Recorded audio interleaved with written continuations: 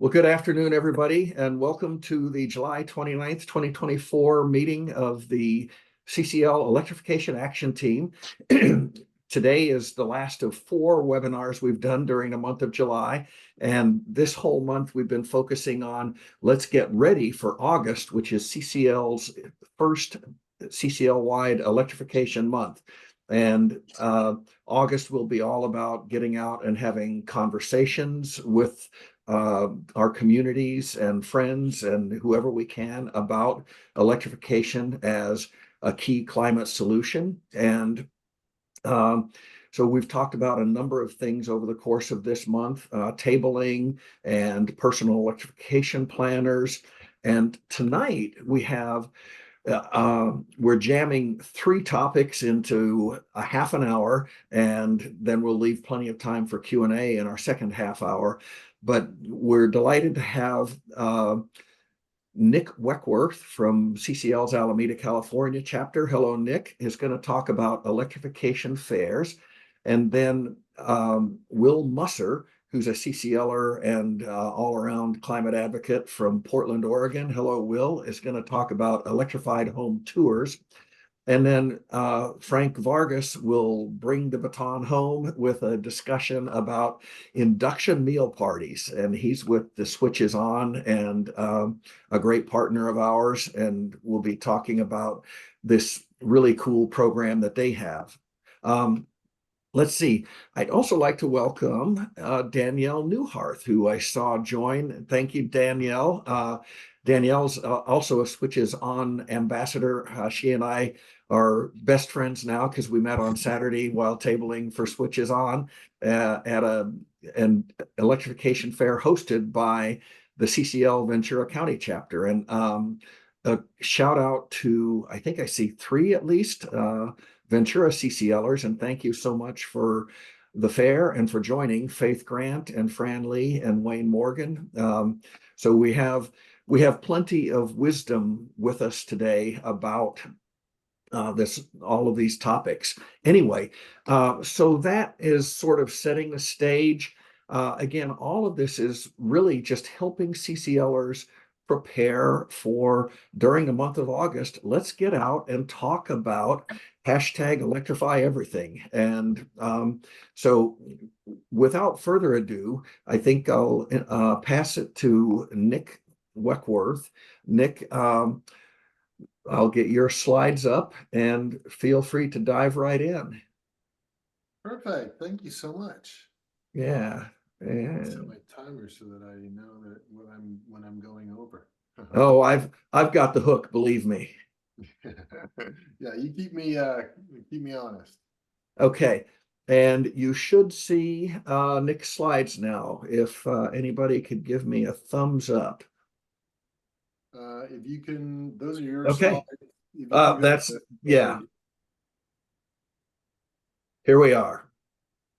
Welcome, everyone. My name is Nik Wekwerth. I am a volunteer at CCL for the Alameda chapter, and I'm going to talk about hosting electrification fairs. Let's go to the next slide. When CCL adopted new policy agendas in 2023, we started a whole our first electrification team, and brainstormed ideas of what we could do. And somebody mentioned that the Ecology Center and the City of Berkeley had done electrification. You can't hear me. Somebody can't hear me. Can you hear me, Pete? Pete, can you hear me? Yes. Yeah, I hear very well. So Ed, how'd you hear? Ed, check your volume. But let's check someone else. Can anybody else? Does everybody else hear, Nik? Suzanne says you're hard to hear. I've got really good quality audio. Okay. Fine here. It's not the best for me from Appleton. Okay. Switch to my headset and see whether that is anything. How about now? How's that? I still hear you fine. I can hear you as well. Everyone better. else, thumbs That's up. better. That's better. I've lost 2 minutes from my presentation already. Anyway, Great. I was talking a little bit about the history, but to cut it short, City of Berkeley and Ecology Center had done electrification fairs before the pandemic. And so we reached out to them and said, hey, do you want to do more? And they said, well, they don't have the resources. So we basically said, okay, let's do one ourselves. And we didn't know what we're doing, but we had an objective, which was basically educate homeowners on the health, safety, financial, and climate benefits, how and what to electrify, and then on rebates and credits. So next slide. So this may be obvious, but the first thing that we had to define is who is our target? And it's important to actually understand who you can effectively reach right now. And we figured, this is actually after the first electrification fair, we realized that homeowners had to be our target because we actually wanted to reach out to renters and to lower income people. And we actually interviewed cities and we did surveys after the electrification fairs. And the feedback was, lower income people have other fish to fry. They have other problems with the cost and complicated processes and the fact that upfront rebates weren't available at the time or still aren't available. We have to focus on homeowners. So what's going to happen is the fairs are not going to be very diverse. You're going to get a lot of people that can afford homes, can afford electrification, but it's helpful because they're blazing the path and basically helping smooth out the process and make, generate all the information we need to make everything a lot easier. Next slide. So we've experimented with different formats. We've done 2 fairs at the Brower Center in Berkeley. It's a beautiful space. The top picture shows a gallery where we had the tables. Bottom left shows an auditorium where we had talks. Contrast that with the bottom right, which is held at a brewery on the island of Alameda. Very nice open space, but not very conducive to holding talks. We go to the next slide. So let's talk about how we set these things up. And this is an oversimplification of having just 4 bullets, but I actually have a doc. There's a URL that you can copy down there, but I'll also, we'll put the doc into the shared drive. Basically, I was very fortunate in having an electrification team where for each fair, I had at least 4, maybe 6 people that helped me with organization. And so there are certain roles that we determined that they're absolutely key. You need one person who will drive the whole thing. And I took on that responsibility. One person that will help with things like a website, Eventbrite registrations, and all those kind of like media things. Somebody to actually create content so that everyone can share from the same content. So those are sort of the 3 key roles. And then ideally someone who can organize promotion, but we kind of did that across the whole team. Next thing is, the most important thing is actually finding a venue and a date. The first one we kind of stumbled into because CCL Alameda County has an annual fundraiser at the Brower Center. It's called the Wild and Scenic Film Festival, and we piggybacked off of that. The next one, we realized that partnering with the city is actually incredibly useful. So why? Because the city has access to venues, Parks and Rec have tables, so that was incredibly useful. And tablers and speakers were fairly easy. I mean, we had, and I'll go into that in the next slide, but there were a lot of very great organizations that were willing and able to jump in and even help finance the whole operation. And then the most important thing is promotion. And here again, partners are incredibly important. So when we promoted it ourselves, we tried to leverage social media and things like that. But what was much more effective was when we partnered with the cities and with local nonprofits and with the utilities. They would put us into newsletters, and the word got out much faster. So you go to the next slide. So we have Cooper is in the chat. You've heard him many times. So he's been a great supporter of the Electrification Fairs. But what I'm trying to show here is it's great to have a mix of organizations: for-profit, nonprofit, volunteer organizations, government organizations.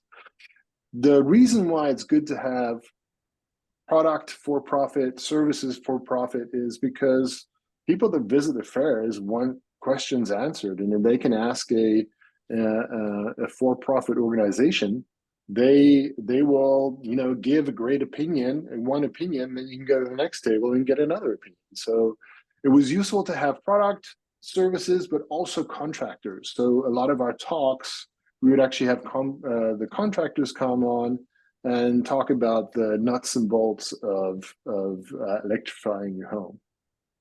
I'm running late. Sorry, next slide. So here's the results. So 2023, we had a fair amount of attendees, 9 tables, 3 talks. We realized that 3 talks were too many in the span of, I think it was 3 hours. And we cut that shorter in 2024. Which was, I think, better. So 2 talks gave people more time to actually go to the tables. Same amount of attendees, but more organizations. And we got a lot of great feedback. Alameda was great because it was a close collaboration with the city of Alameda. CASA, which is basically the nonprofit that implements a lot of their green objectives or their energy objectives, and then AMP, the local utility. And one thing that was hard was actually to track how many people were there. And then in Alameda, which actually came before Berkeley in 2024, we came up with the idea of raffling off a induction hob. And then we could count the raffle tickets. That gave us a much better sense of how many people were actually there, because most people actually wanted to win one of these induction hobs. Next slide.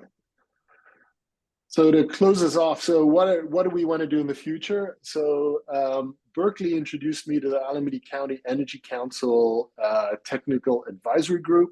All the cities were there of Alameda County.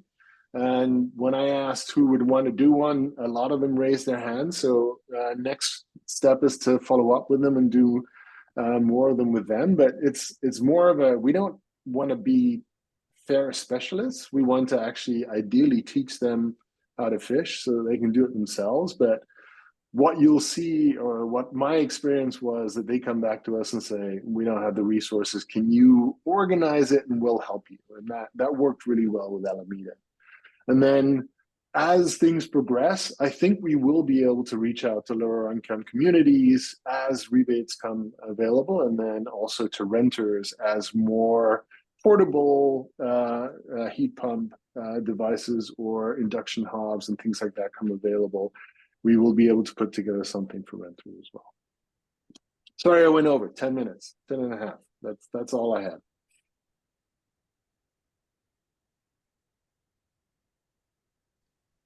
Well, super. Thank you very much, Nik. I really appreciate that.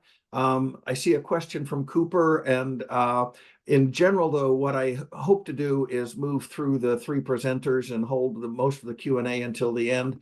But yeah, Cooper, go ahead. Sure. Thanks, Nik. Awesome presentation. And yes, we've been a great friend of these events. We've been to many electrification events, and I just wanted to share a piece of advice, feedback for everybody. By far, the thing these events need is more promotion. They tend to be well organized, the tables are set up right and the signs look good, but consistently there are too few attendees.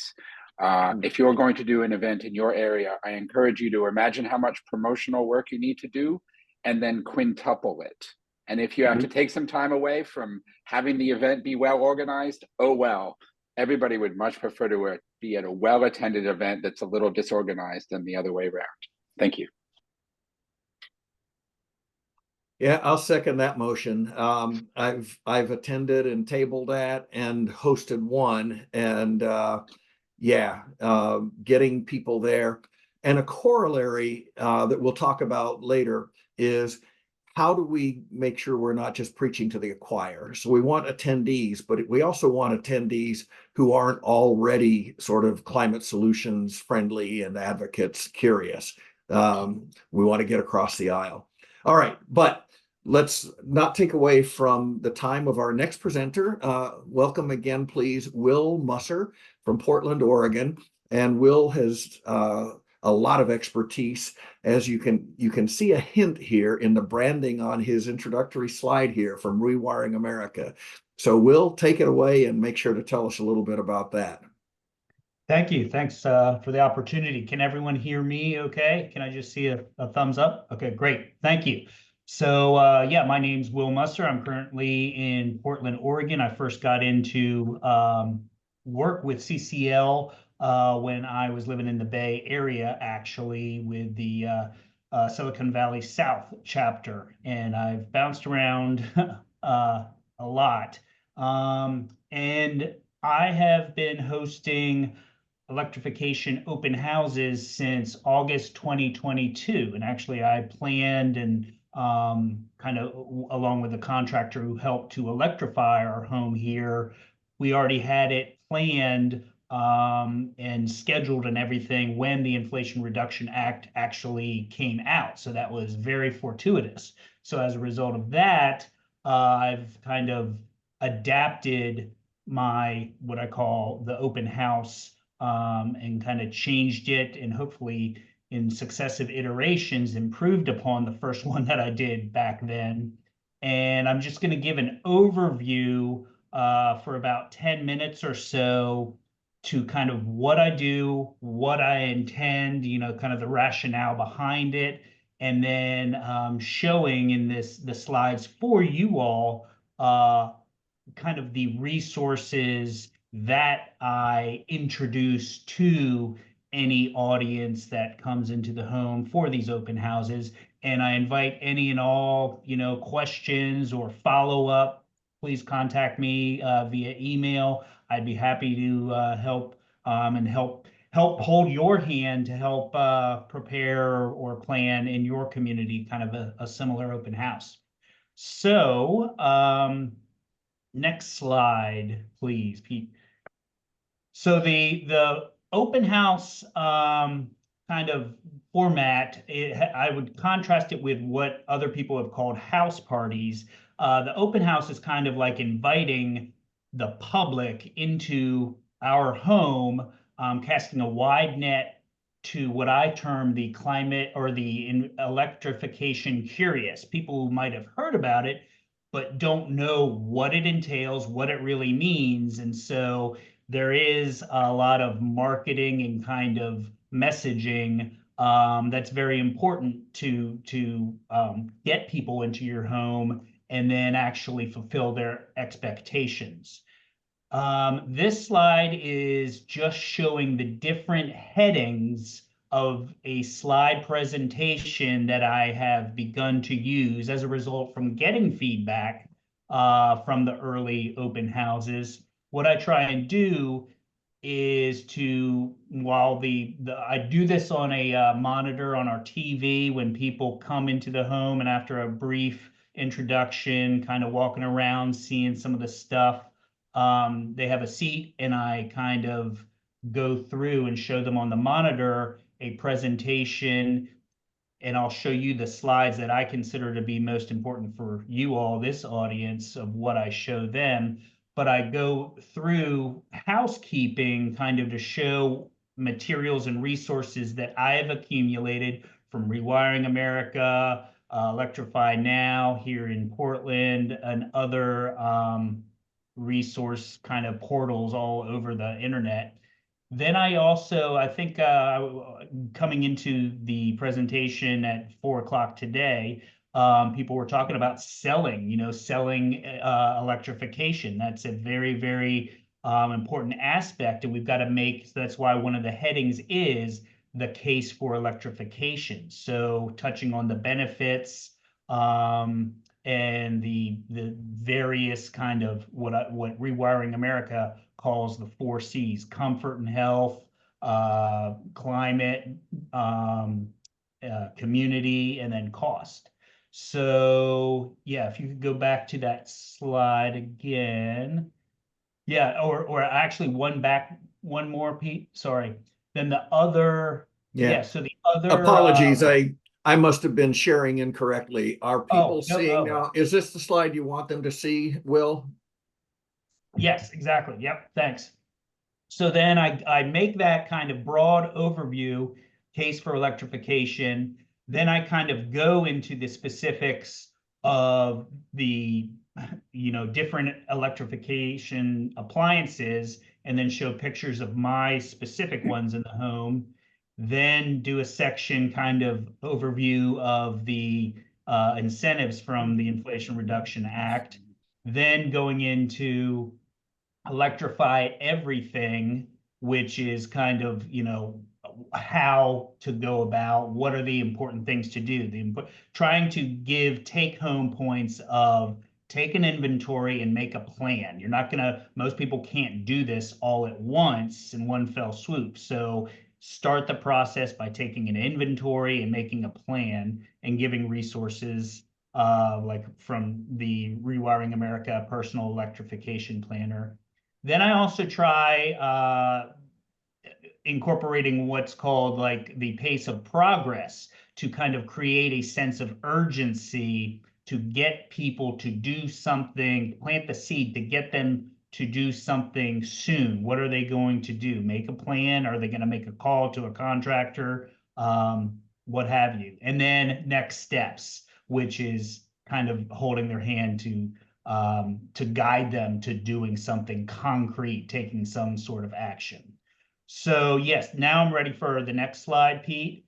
So with the kind of resources or the open house kind of, what do you call it? Like housekeeping, this is the stuff, and this is what I'll show you at the end of this are URLs where you all can get access to a folder of these documents in Word form, so that you can actually customize and do some of this stuff for your own electrification open houses.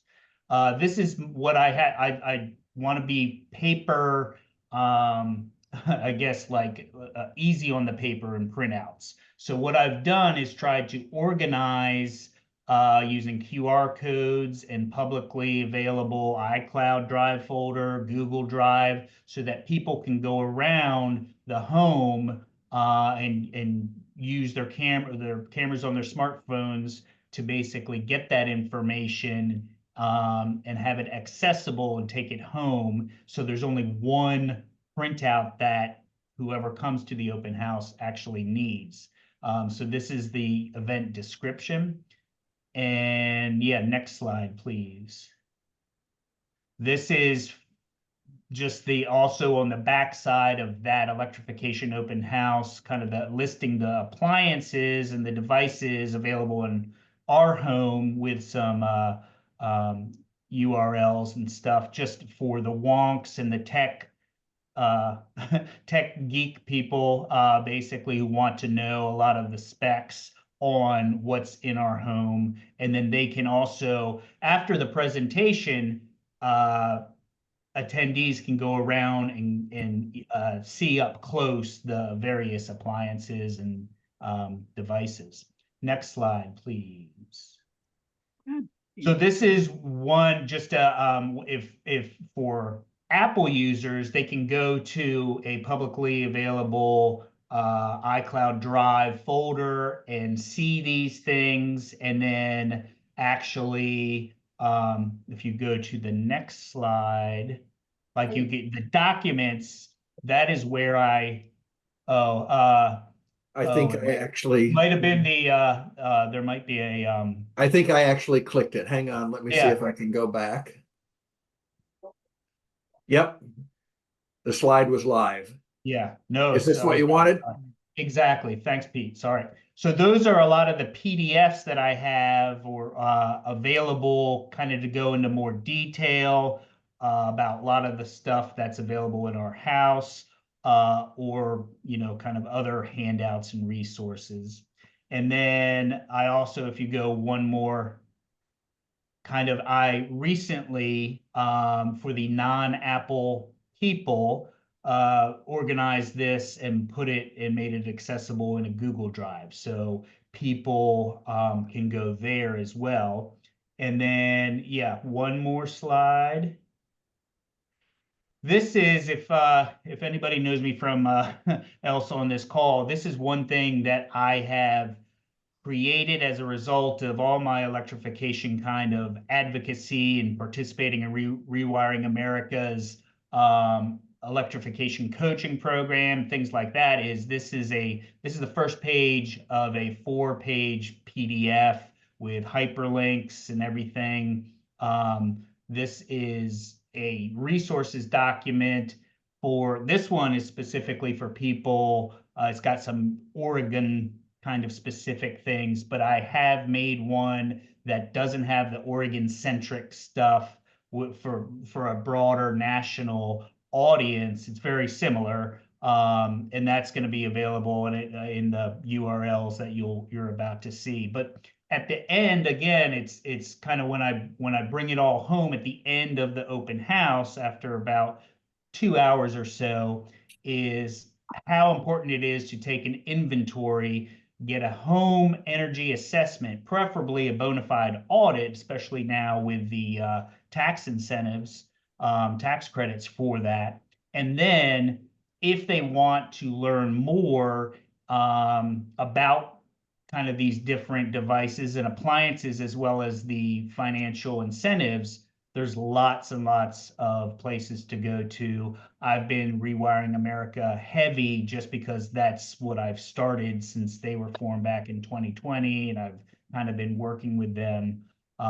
It's just kind of the path that I've done. And then, so by the time that they leave, they can follow up with me with any additional questions.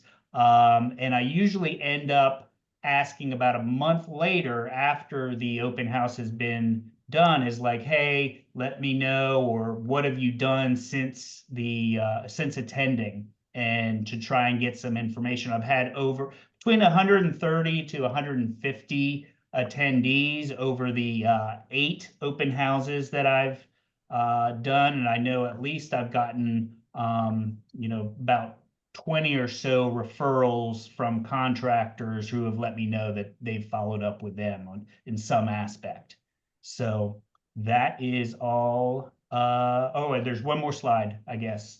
And yeah, these are, I guess, Pete, you'll be able to send these out to everyone on the call, or the slide set. These are the customized tiny URLs that I've made, so people can access these resources.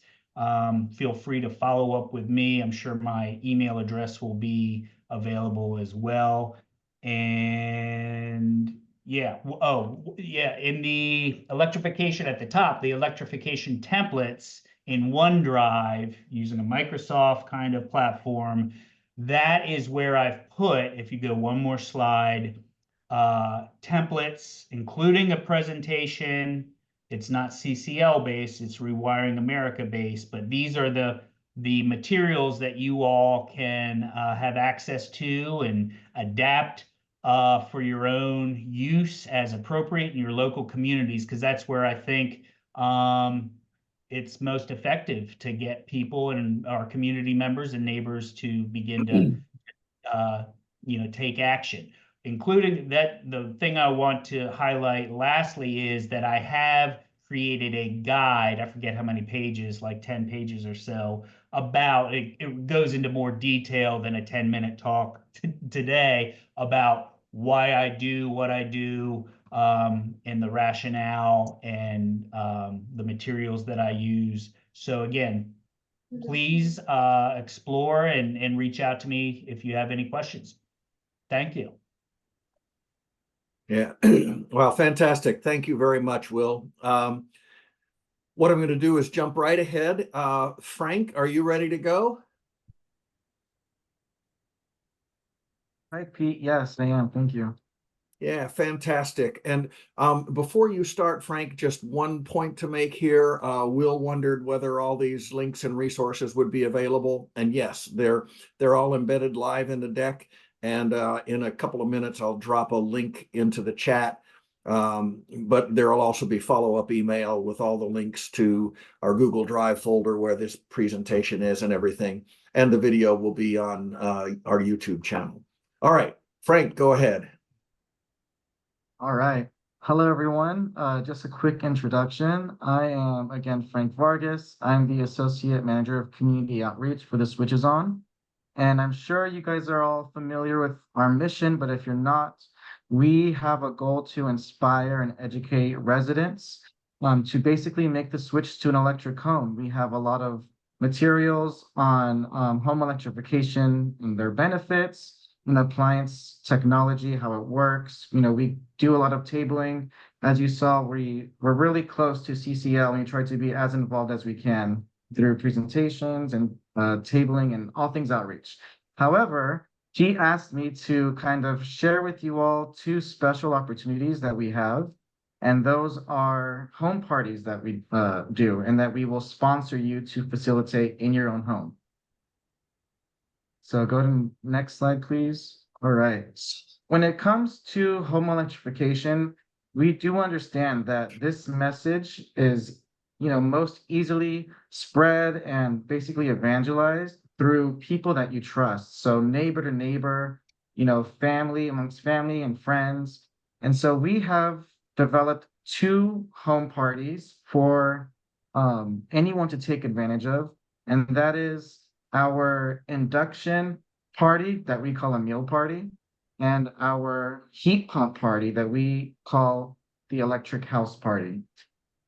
How it works is you just invite people to your home, however many you would like. Some people invite people to their home. Others have done it at a community center. Others have done it at their church, at a library. How it looks is completely open and up to you.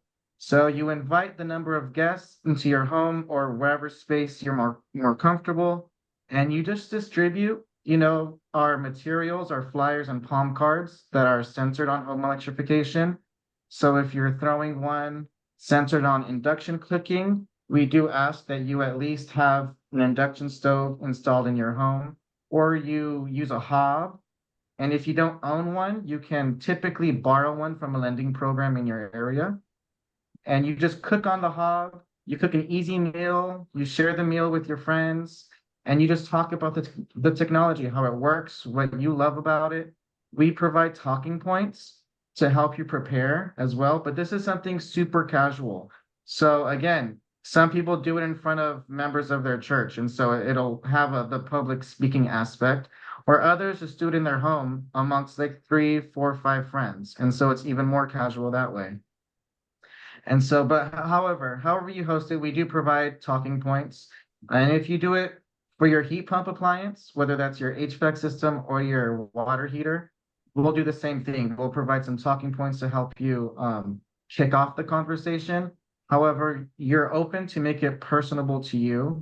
Just share what you love about it, the installation process, and any benefits that you love, whether it's cost savings, safety, efficiency, etc. And for each party that you host, we do provide you $150 to host it. So that's just to cover your time. If you're throwing one for the heat pump, maybe you want to get some snacks and beverages for your guests. So all that is taken care of.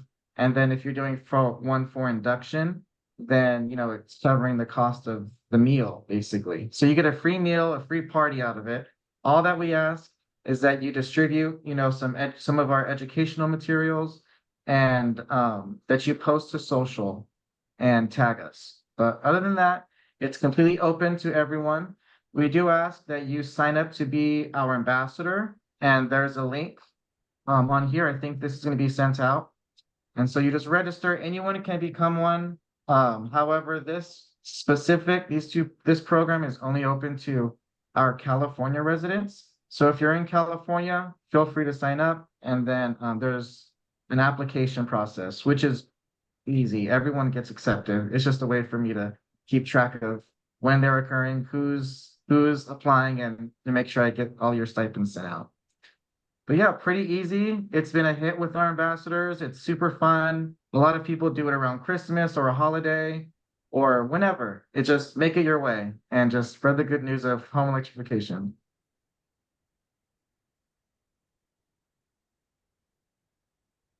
I will drop these two flyers into the chat so that you guys can have them on hand. All right. We go in. But yeah, if anyone has questions, I'm available. Yeah. Well, fantastic. So thank you very much, Frank and Will and Nick. And with that, I'm going to stop sharing the screen. And we can all see each other's gorgeous faces on our Zoom room. And feel free to fire away and ask questions. I thought Cooper's point was outstanding about promotion. I loved Frank's point about trust and Will's point about engaging locally. So anyway, take it away, folks.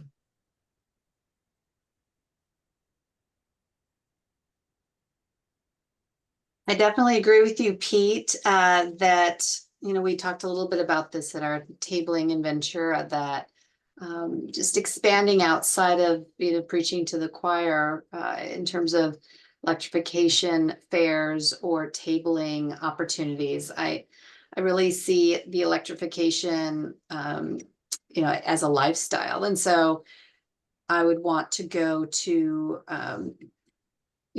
go to different activities that are more lifestyle oriented. Maybe, maybe it's a music event or community-based street fairs.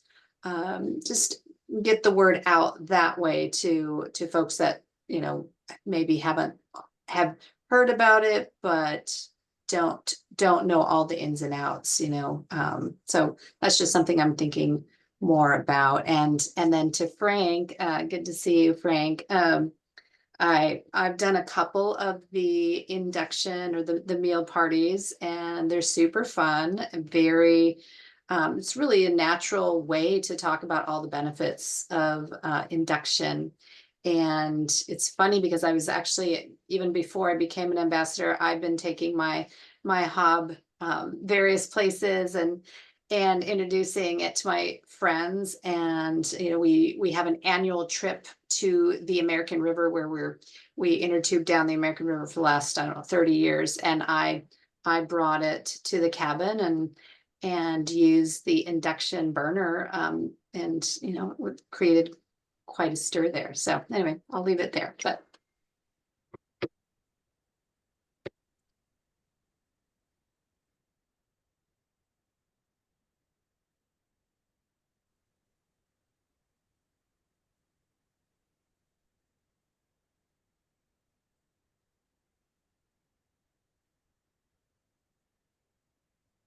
I see Mike has his hand up.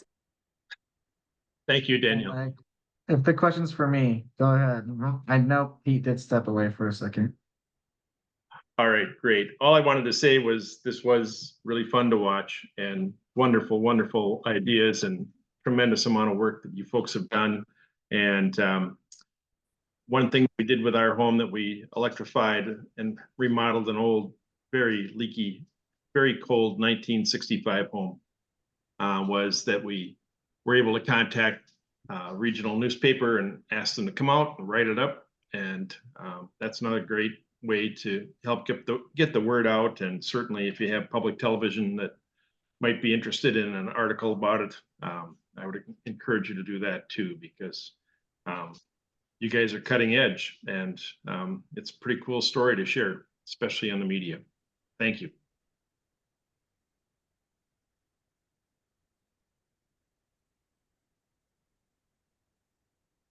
Wayne, you want to go? Yeah, I'll go. I have a number of videos I think that would be really good resources. One is the Watt Diet. I don't know if you've heard of the Watt Diet, but there is a video that's done by Redwood Energy. That's Sean Armstrong's baby. And also there's the Ask Sean show, which there's a show on the East Coast and a show on the West Coast. And I happen to be a co-host now of the West Coast show. And it's put on by Climate Reality, Orange County, and the South Central Coast, which is Ventura, San Luis Obispo, and Santa Barbara counties. And he takes homes that people want to have electrified and looks at their home, kind of studies it, and then makes really expert, advice on how to electrify your home. And he's got a number of ways of like avoiding panel upgrades and, with switches, automatic switches and meter collars. And, it's just a great resource, I think, for us to learn and also for the public to learn. So if people are interested, I'll put those resources in the chat.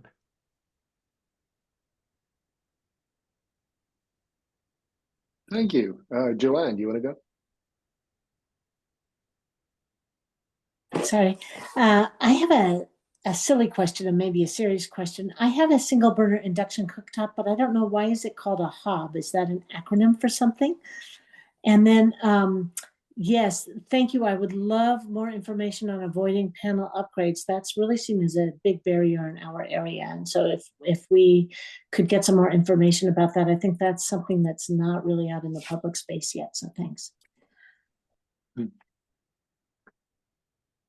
I don't know whether it's actually an acronym.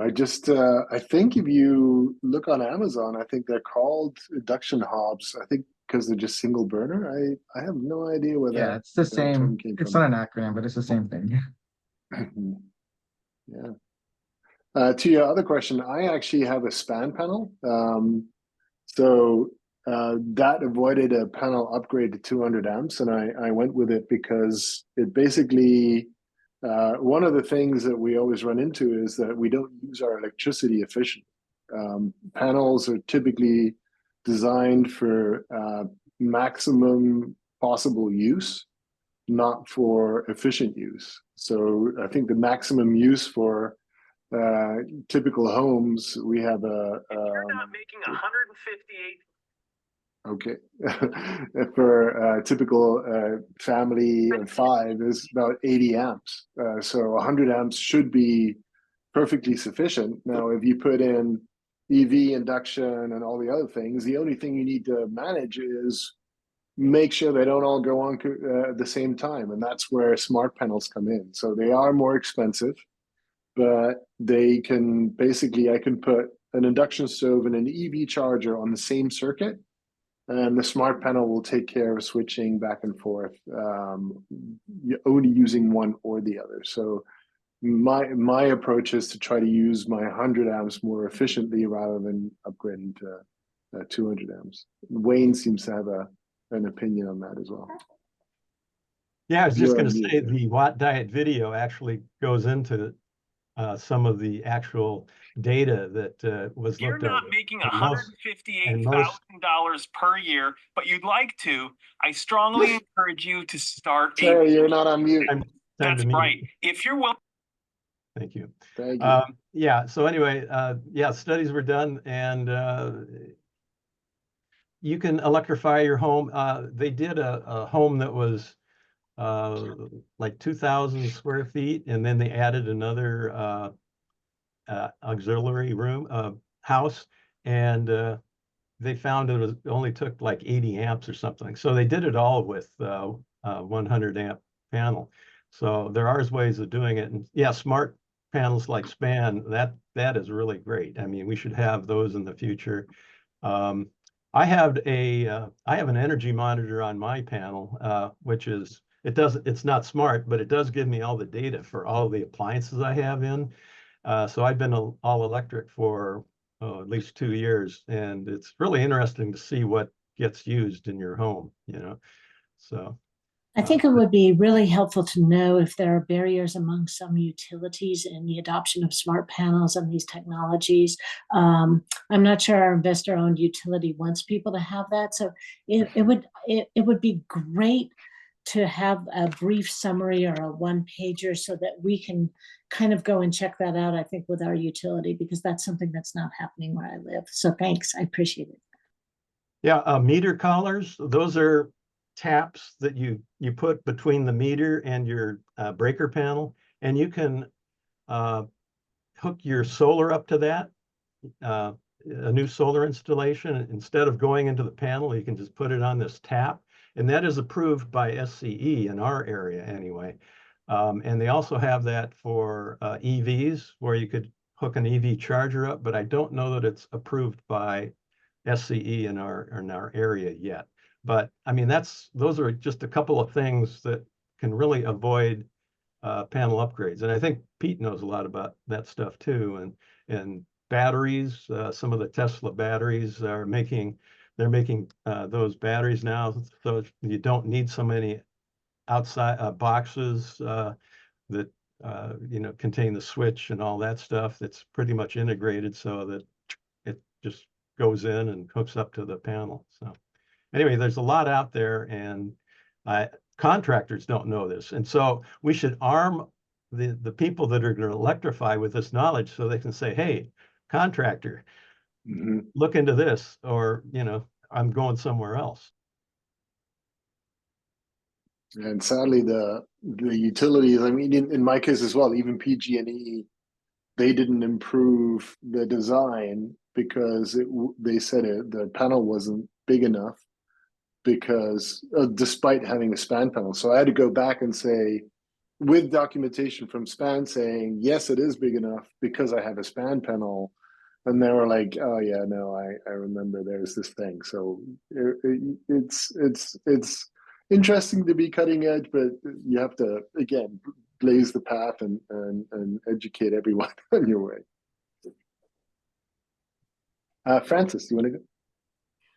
Oh yeah, thank you. And thank you to everyone who, talked about the electrification fairs and, a home tour and everything. And just being a part of the Ventura County Electrification Fair just the other day, I can just say thank you to everybody that's on the line here for coming out and being part of our fair, our event. Because it is a lot of work, and we're wondering how much the payoff is. So yeah, we're just like to maximize that. I just want to make the point that somebody made at our fair was that maybe some of the contractors right now are overselling to, some of the people that are looking into solar or something. It could be any kind of appliance. And I looked into a heat pump water heater, and I just found it too expensive to do. And I just wonder how you can get those costs down. And we're not just the only people, looking at the bottom line. And even though we are looking out for the climate as well. So yeah, we need to get more information to those contractors to say, we got to make this more affordable. And it's probably as the technology gets adopted more, that's going to happen. But, anyway, see what you say. That's all I have to say. Very fair point. And I think websites like Energy Sage, I'll put that in there, and Quit Carbon absolutely can help with finding the right kind of contractors. So I used Energy Sage for finding my solar installer. And the good thing about that is it's sort of at arm's length first. So you can reach out to, you can say what you want, and then they have to bid rather than them spamming you with emails and calls and things like that. I could see like a number of different offers, and I picked based on the technology that I wanted and the price that they were offering. And basically users keep track of their quality on the website, and Energy Sage does a selection of for not just solar now, they've expanded, but if you want a more comprehensive kind of help, then in California, Quick Carbon is a great solution for that. But I don't know whether you're in California or not.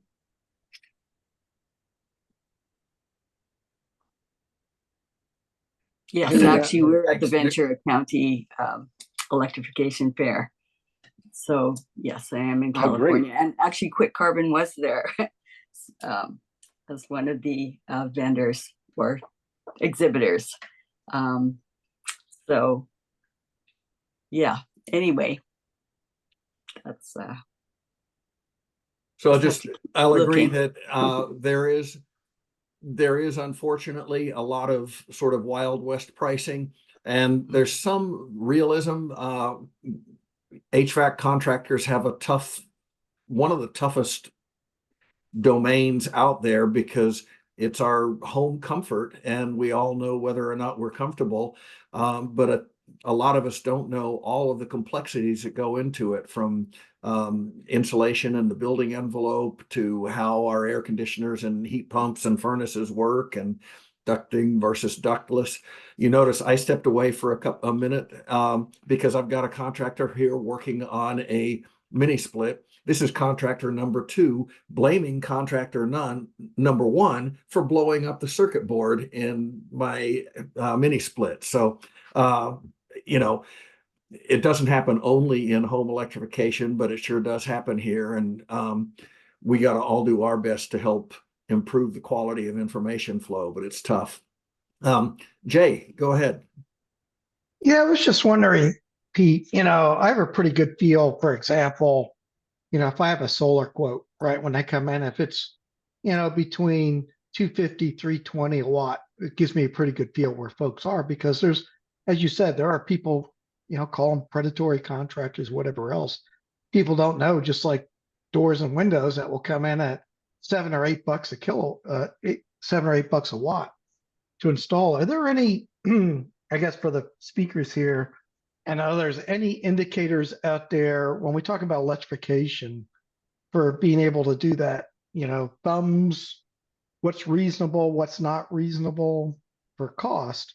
Because I think right now you're right, it's all over the place, and no doubt the cost of equipment has gone up for a whole lot of reasons, but I didn't know if there's some rules of thumb out there that we can look at for heat pumps and insulation and other improvements.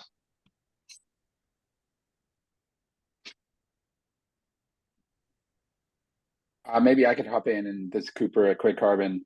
Unfortunately, the answer is mostly no, because many of the things you're talking about are difficult to compare apples to apples.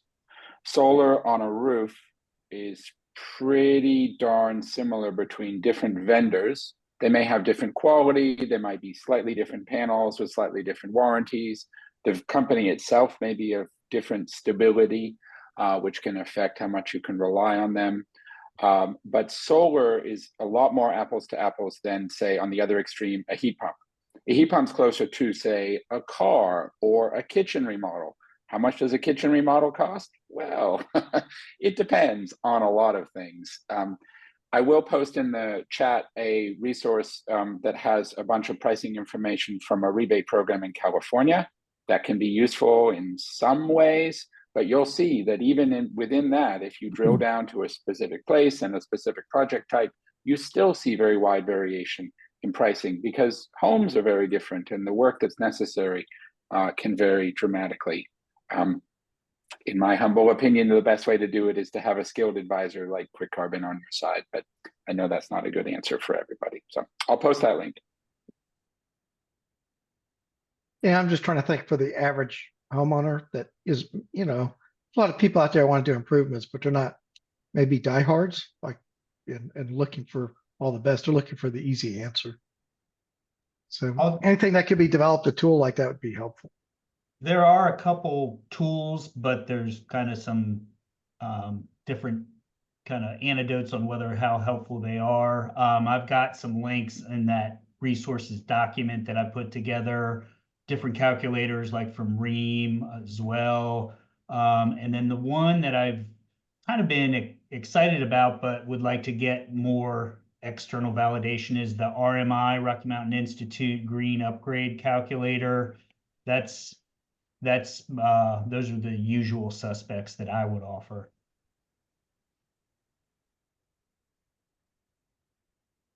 I just wanted to get back to selling again. I think that's really important. And one thing I was thinking about is maybe sending out a questionnaire to people that we know have electrified and find out specific things about the appliances they have that they like. I mean, I have an induction stove, and one of the things I really like about it is you can use it as a countertop. We have limited kitchen space. You can use it as a countertop. You can prepare meals on it. You can serve on it. I mean, and I even do yogurt on it with it. I put a towel around a water bath and put it on the stove, and occasionally heat it up. I mean, it's safe because there's no flame involved at all. So I think we need to, maybe propagate some of this good news to the people to actually show some benefit, because they've been hearing all this stuff about taking your gas stove away, and I'm fine with that, but a lot of people aren't. And the other thing is heat pumps are really popular in the East Coast. And I guess that's because they didn't have natural gas available, like Texas sent over to us early on. And California has the most gas appliances, I think, of any state. I mean, it's pretty amazing. So anyway, just, I think we need to look at the consumer, because we really hit the technical stuff, but we don't hit the gut, and we need to get the gut, the emotions, and hey, this is better to push forward. Same with EVs. I mean, EVs have a whole range. I mean, there's so many advantages to EVs. We need to list those. And I think that's integrated with the home stuff too, because EVs, we can do vehicle to grid or vehicle to home now. And so that really increases the value of your EV and may obviate the need for you to invest so much in batteries also. And by 2025, most EV manufacturers are going to have that capability. So, these are things that I get excited about, and we need to get that excitement over to the people that, are future customers. Yeah. Thanks, Wayne. Mike.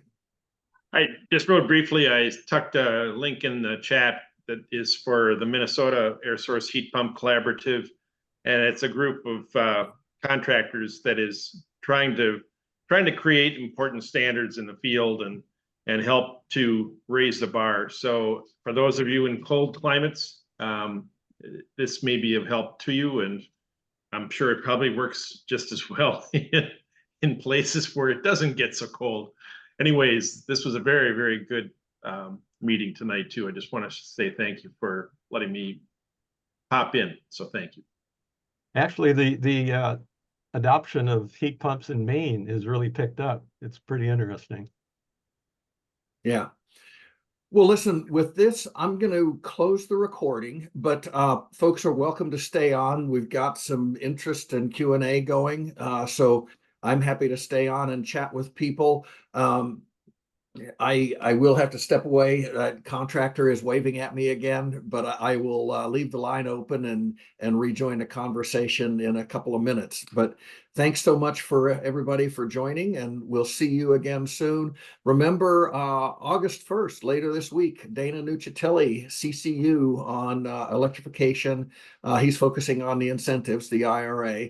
And then August 15th will be an Ask Me Anything hosted by Flannery, with some CCLers who are telling their own electrification stories. That was scheduled for August 8th, but I heard today it's going to be moved to August 15th. So keep an eye on our calendar for that. All right, take care.